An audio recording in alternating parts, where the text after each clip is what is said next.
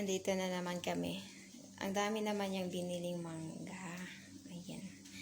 So, ilang piraso to. Mayroon pa sa ref na medyo ano na siya ba. Ito siya, hindi siya nagiging dilaw. Ganito lang siya. Pag malambot na siya, pwede na siyang kainin. Pero dahil nga sa mga Pinoy, kinakain to kahit hindi pa siya malambot.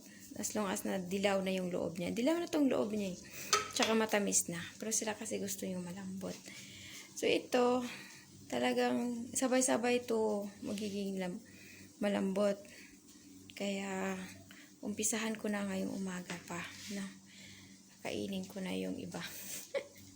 Dahil nga, pag hindi mo to bilisan ko pagkain, masisira lang dito. Yan, malalaki siya. Marami rin kaya akong dinala nitong buto. Pero hindi ko alam kung paano ko siyang anuhin. Tingnan ko muna sa YouTube kung paano siya gagawin na 6 months o 1 year lang siya mamumunga na.